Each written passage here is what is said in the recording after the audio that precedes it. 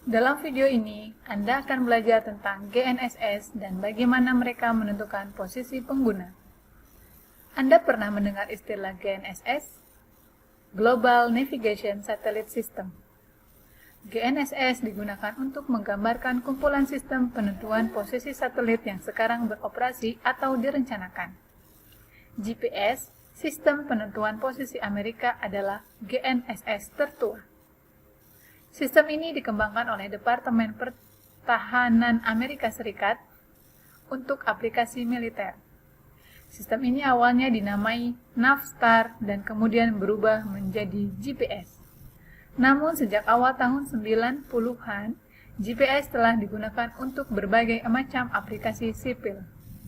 Kemudian muncul sistem Rusia GLONASS, sistem Uni Eropa Galileo, sistem Cina Beidou, QZSS Jepang, dan sistem India IRNSS. Sistem Jepang dan India memiliki cakupan regional, sementara yang lain memiliki cakupan global. GNSS semakin banyak digunakan untuk penentuan posisi, navigasi, dan pelacakan di banyak bidang seperti militer, penerbangan, kelautan, pertanian, penerbangan drone, dan robotika. Juga, GNSS menawarkan kontribusi penting dalam banyak domain penelitian ilmiah seperti pemantauan gerakan lempeng tektonik, perpindahan vertikal permukaan bumi, memperkirakan deformasi yang disebabkan oleh aktivitas seismik atau gunung berapi, memantau ionosfer dan neutrosfer bumi, memperkirakan kelembaban tanah, dan banyak lainnya. Apa yang membuat GNSS begitu populer? Fungsi GNSS di bawah semua kondisi cuaca, siang dan malam, memiliki cakupan global, menyediakan data hampir secara real-time dengan kecepatan temporal yang tinggi dan akurasi yang tinggi.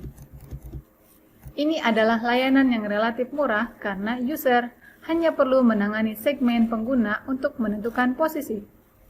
Setiap sistem navigasi, GNSS terdiri dari 3 segmen berbeda: segmen ruang, segmen kontrol, dan segmen pengguna.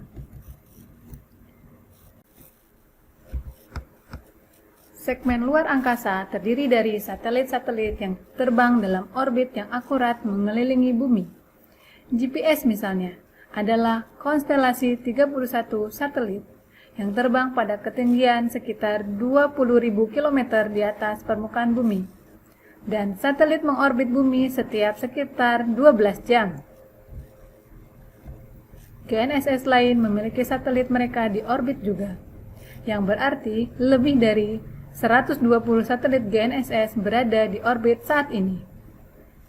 Satelit mengetahui parameter orbit dan waktu dengan sangat akurat. Informasi ditransmisikan ke penerima untuk mendapatkan posisi, waktu, dan status satelit. Segmen kontrol terdiri dari jaringan monitor, kontrol, dan stasiun unggah untuk memastikan satelit yang sehat. Segmen pengguna mengacu pada peralatan yang memproses sinyal GNSS yang diterima untuk mendapatkan informasi, lokasi, dan waktu.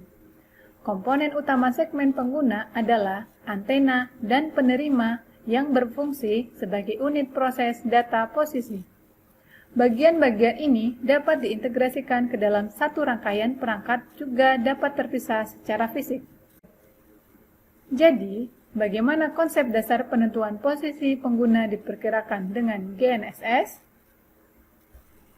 Sinyal GNSS bergerak dari satelit melalui ruang angkasa. Kemudian melalui berbagai lapisan atmosfer ke tanah, untuk mendapatkan posisi pengguna yang akurat, X, Y, Z, dan waktu. Kita perlu mengetahui panjang jalur langsung dari satelit ke peralatan pengguna. Ini disebut jangkauan ke satelit. Namun secara teori, sinyal tidak bergerak dalam jalur yang lurus. Untuk mendapatkan jarak dari satelit ke posisi kita perlu mengetahui waktu tempuh atau waktu propagasi sinyal. Waktu propagasi sama dengan waktu sinyal mencapai penerima dikurangi sinyal waktu kirim satelit.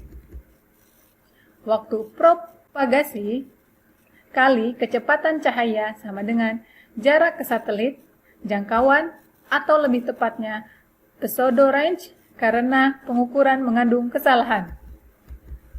Untuk memperkirakan 3 koordinat pengguna X, Y, Z, kita membutuhkan pengukuran dari 3 satelit dan posisi persisnya. Metode ini disebut trilateration. Jadi, bagaimana cara kerjanya? Ketika pengguna mengetahui jangkauan ke satelit A dan posisinya, mereka tahu bahwa mereka berada di dalam radius lingkaran.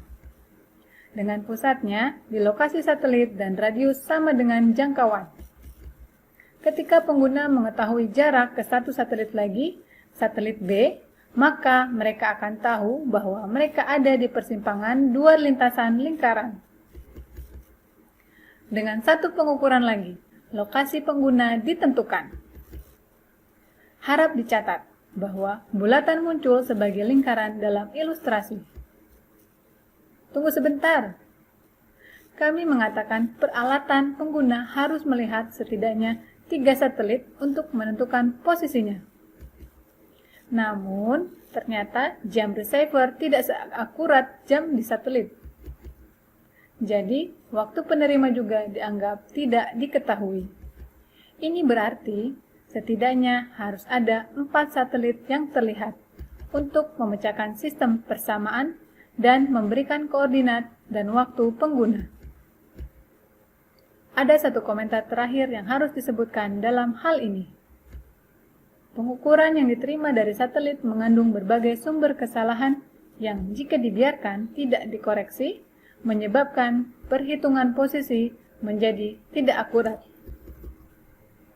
Untuk mendapatkan posisi yang tepat atau setidaknya posisi yang sangat akurat, diperlukan untuk mengurangi sumber kesalahan. Untuk chip GPS di ponsel Anda, akurasi posisi berapa meter. Namun, untuk aplikasi lain seperti pemetaan konstruksi, akurasi dapat mencapai beberapa milimeter. Kesalahan pengukuran meliputi ketidakakuratan jam satelit, kesalahan orbit, penundaan ionosfer, penundaan troposfer, multipath, dan kebisingan penerima.